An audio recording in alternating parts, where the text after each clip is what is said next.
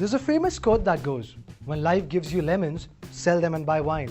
Hello, my name is Ranjit Singh, and wine ladies, this magical spirit is what I'm going to be talking about in this video. The finest wines, as they say, are often just like finest women, out of common man's reach. But mind you, that's just a myth, at least the part about wines. You know, this whole wine culture can really seem to be intimidating, but it's actually not.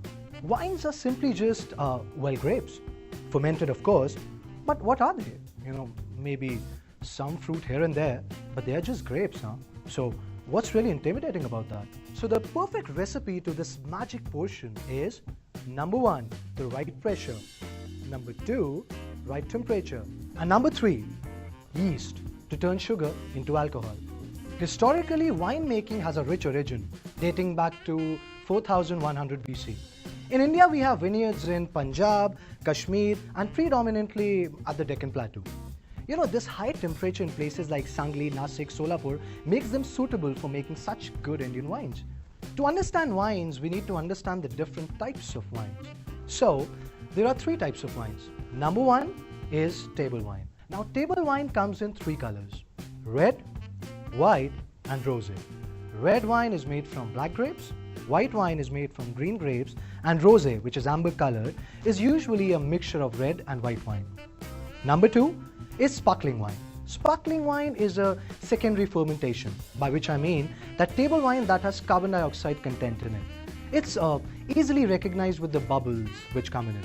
So champagne is nothing but sparkling wine, also affectionately called a bubbly. The 3rd type is fortified wine. Now, it's a table wine with added spirits. The 4th one is dessert wine. It's also known as pudding wine, which is usually sweet. You know, the very famous port wine that our relatives purchased for us from Goa, it's a red dessert wine. So now let's talk about pairing wine with food. Now that's interesting. You know, wines are usually chosen in accordance to the food that we're gonna have. Usually, white wine goes with white meat, like poultry, and red wines go with red meat, like lamb. Californian wines like Chardonnay, which is white, and Cabernet Sauvignon, which is red, are consumed before the meal. Italian wines like Pinot Grigio and Chianti, which is red, and Pinot Grigio, which is white, are consumed after the meal, more like dessert wines, as we said, pudding wines. Also, just so we are on the same page, when I say Chardonnay or Merlot or Cabernet Sauvignon, what I'm talking about, what is that? It's variety of grapes. Yes, mostly it's the variety of grape that the wine is named after. See, it's so simple. Now, there are a few rituals that one must practice if one wants to have wine the right way and enjoy the fruits in their entirety. Now, let's learn how to hold the wine glass. See, remember, when you hold it, it's a wine glass and not a wine bowl. You're supposed to fill only 1/3 or a quarter of the glass. Now see, if you hold it from the curvature of the glass, the heat from your body will get transferred to the drink, which is what we don't want. And that is why you should hold the glass from the stem. Now let's talk about wine tasting. So to assess the quality of wine, we must know how to rate it.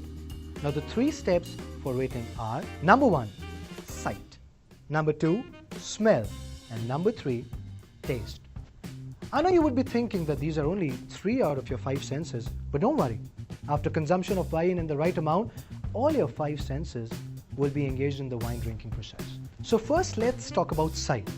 When you look at a wine, you first understand the contents of the glass. Some wines are clear, some wines have sedimentary particles. You know, these are usually found in these authentic homemade wines. After the first look, it's time to smell the wine. An ingenious process called swirl and sniff. So what you need to do is hold your glass, rotate the glass 4 to 5 times so that the wine's aromas mix in the air, and when you have this swirling the drink, make sure you pinch the base of the stem at the end of the curvature with your thumb and index finger with a firm grip. Also, when swirling, you will realize why I earlier said that you have to fill only 1/3 or 1/4 of the glass. Next, what do? Put your nose at the air space from where the aroma is coming and take a deep whiff. Now, the first thing that the smell makes you reminiscent of is what you should be able to describe it as: freely associate. But please remember, wine tasting is a classy activity. So if the smell reminds you of something unpleasant, it's better you would rather not mention it. So now let's talk about taste. See, wine is never dull. You consume it in little sips. See, that's classy. That is how you define class. As soon as the aromas have been taken in, take a gentle sip of your wine. The aroma meets the wine in your mouth and acts like sprinkles to the ice cream. Make sure to take a note of that aftertaste.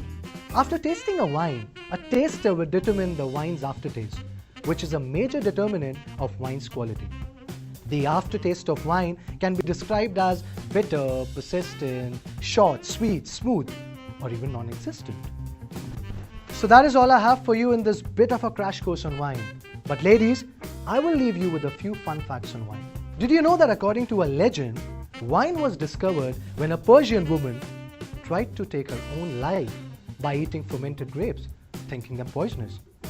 It's like God made it for people to drown their miseries and move on.